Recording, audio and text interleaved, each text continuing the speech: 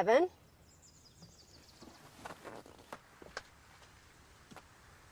Evan?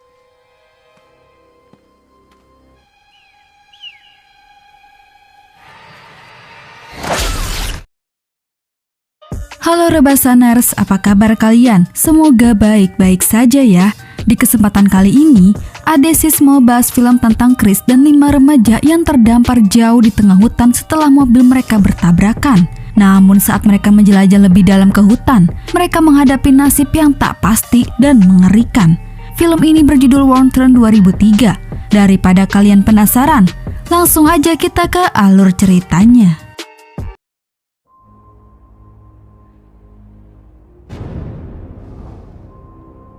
Film dimulai dengan memperlihatkan pasangan muda Rich Toner dan Haley Smith sedang panjat tebing di hutan terpencil di West Virginia. Namun ketika Rich telah mencapai puncak, tiba-tiba dia dibunuh oleh seseorang tak terlihat.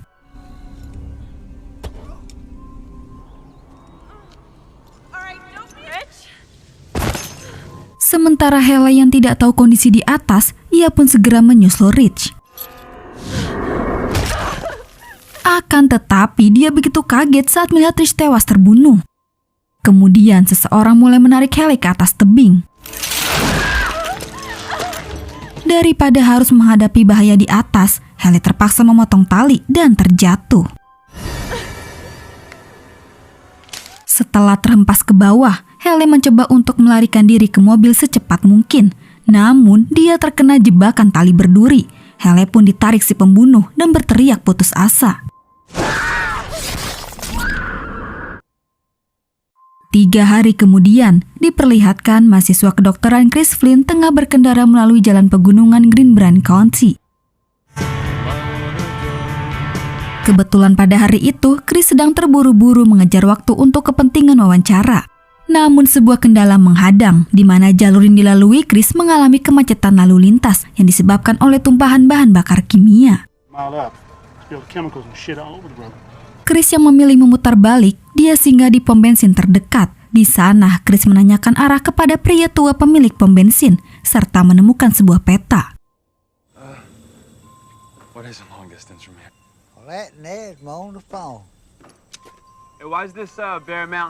Nah, dari situ akhirnya Chris memutuskan mengikuti petunjuk dari peta itu untuk melewati rute lain. Jalanan yang sepi mendorong Rich melajukan mobilnya sangat cepat.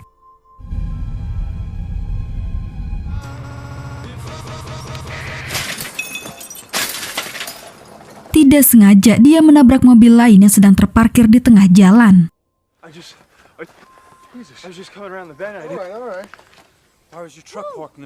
Usut punya usut, kendaraan itu mengalami ban bocor dan pemiliknya adalah sekelompok remaja yang sedang dalam perjalanan berkemah. Di antaranya mereka ada Jesse, Carly, Scott, Evan, dan Francine. Tabrakan itu tidak menimbulkan perdebatan di kedua belah pihak. Chris berjanji akan ganti rugi atas semua kerusakan. Sementara itu, tidak jauh dari tempat kejadian, Jesse telah menemukan seutas kawat berduri diikat di pohon. Nah, di situ kelompok ini baru sadar bahwa ban mobil yang bocor bukanlah sebuah kebetulan. Tidak ada pilihan lain, Chris akhirnya bergabung dengan kelompok ini untuk mencari bantuan terdekat. Evan dan Francine memilih tinggal untuk mengawasi mobil, sementara itu yang lain semuanya pergi untuk mencari bantuan.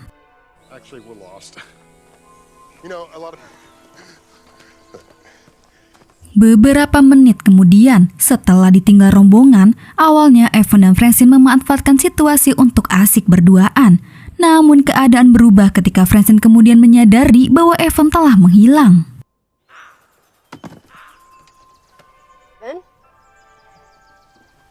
Di saat Francine mencoba mencari Evan,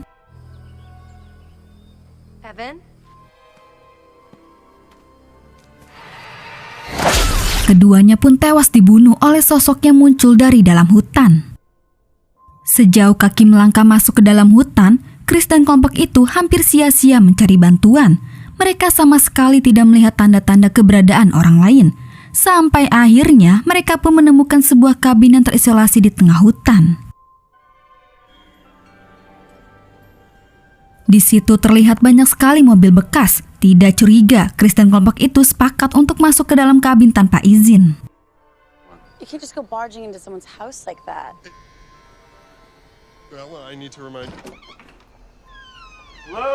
Di dalam bukannya mendapatkan bantuan atau telepon yang bisa digunakan, mereka malah menemukan kabin yang berantakan, kotor, dan banyak sekali berbagai macam barang-barang rongsokan. Order of the Solar Temple, Jambola, Church of the Lamb of God, the Sheep. Look at this place.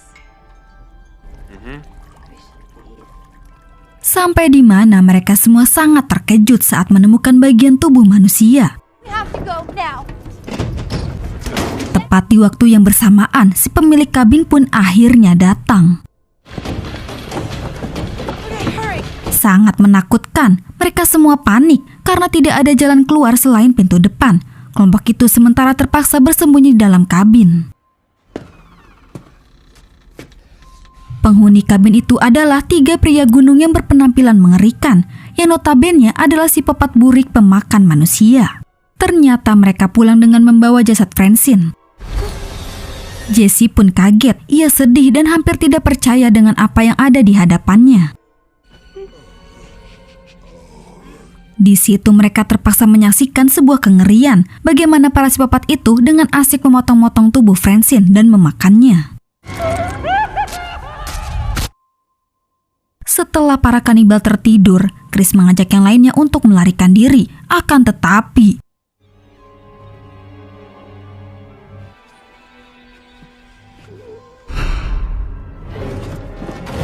si psikopat terbangun dan langsung mengejar mereka yang lari ke hutan.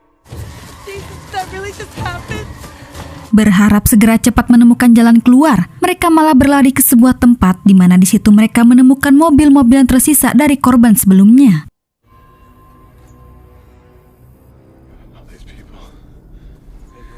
Pada detik itu, para psikopat datang dengan mengendarai mobil pick-up.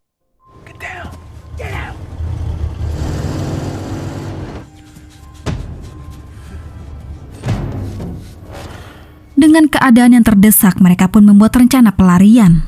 Chris mencoba mengalihkan perhatian para psikopat, tetapi dia terkena tembakan tepat di kakinya. Nah, saat itu juga Scott mencoba pengalihan lain dengan harapan Jesse, Scott, dan Carly bisa mencuri mobil mereka untuk melarikan diri. Memang awalnya rencana ini cukup berhasil, tinggal menjemput Scott saja. Dari situ mereka pun sudah aman untuk melarikan diri. Akan tetapi saat detik-detik tersebut,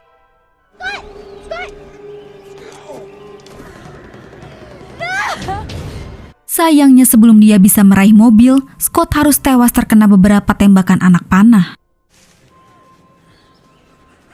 Carly begitu sedih harus menerima kenyataan pacarnya sudah tewas.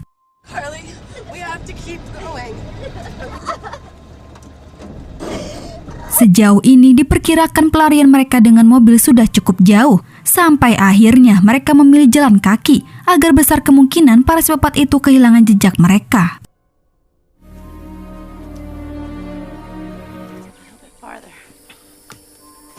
Estimasi waktu sebelum gelap sepertinya mereka harus segera menemukan tempat aman. Tidak ada peta membuat mereka bertiga bingung mencari jalan keluar. Chris, Jesse, dan Carly memilih istirahat di sebuah tempat yang dimana sangat kebetulan sekali di situ ternyata ada sebuah menara. Saat itu juga mereka bertiga langsung naik dan di atas menara ternyata terdapat sebuah radio yang masih aktif. Tidak menyia-nyiakan kesempatan, Carly langsung menggunakannya untuk meminta bantuan polisi. Look, we have a Get down. Cover the light. Namun sayangnya ketika polisi merespon panggilan itu, suara tersebut terdengar oleh para psikopat yang ternyata mereka tepat berada di bawah menara. Chris, Jesse, dan Carly berusaha menahan pintu menara dengan benda berat. Karena tidak bisa masuk, akhirnya para psikopat itu nekat membakar menara. Oh my God. Tidak ada pilihan lain daripada mati terpanggang. Mereka lebih baik memberanikan diri lompat ke ranting-ranting pohon dengan keyakinan bahwa mereka masih bisa selamat.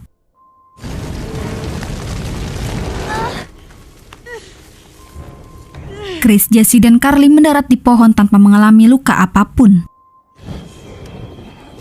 Tidak mudah menyerah, para psikopat ini ambisius untuk membunuh mereka, dan hal itu pun memicu pengejaran di atas pohon. Chris dan Jesse pandai melompat-lompat, namun tidak dengan Carly. Pergerakannya di atas pohon begitu lambat, sehingga salah satu psikopat yang nekat naik berhasil memenggal dia dan membunuhnya.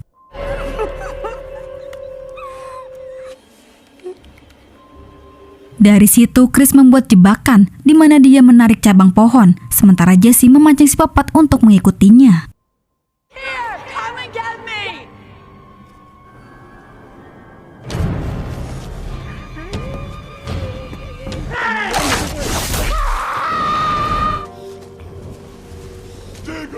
Jebakan itu berhasil menghambat pergerakan para psikopat, sehingga Jesse dan Chris bisa melarikan diri dengan aman, dan mereka pun bersembunyi di sebuah goa.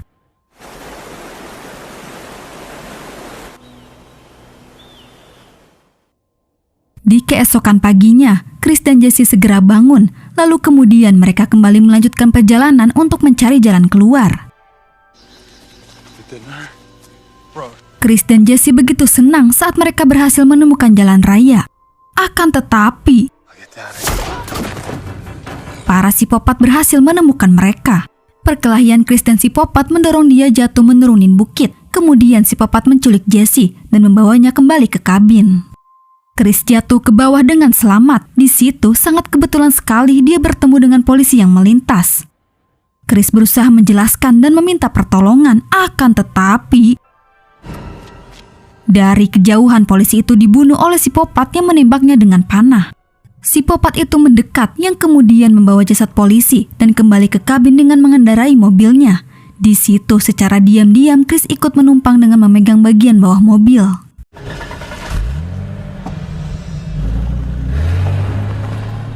Ketika para psikopat sudah pulang, terlihat Jesse diikat ke tempat tidur sebagai persiapan untuk dimakan nanti.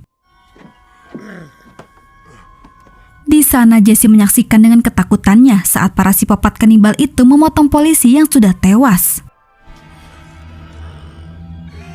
Sebelum Jesse terbunuh, Chris membakar kabin dan menerobos dinding dengan mobil polisi. Dia langsung membebaskan Jesse, lalu mereka berdua bekerja sama untuk mengalahkan para psikopat.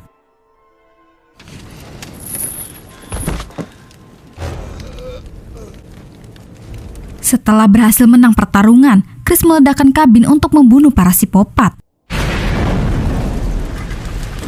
Kemudian dia bersama Jesse melarikan diri keluar dari hutan dengan menggunakan truk pick-up mereka. Dalam pelarian itu, Chris berasumsi kuat bahwa kakek di awal film itu selalu menjebak pengendara dengan peta di pom bensinnya. Sebelum orang lain melakukan kesalahan yang sama seperti Chris, lantas Chris mampir di pom bensin hanya untuk merobek peta tersebut.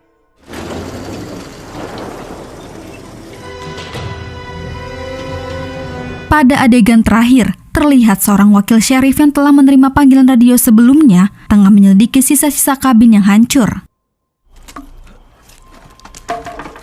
Namun tanpa diduga-duga, psikopat yang selamat bangkit dengan suara tertawanya yang seram. Seketika wakil sheriff itu langsung dibunuh, dan film pun selesai. Nah, itulah alur cerita dari film Wrong Turn. Oke guys, cukup sampai di sini dulu ya. Terima kasih yang udah nonton. Mohon maaf jika ada salah-salah kata ya guys. Dan jangan lupa subscribe channel Adesis. Sampai jumpa di video selanjutnya. Bye.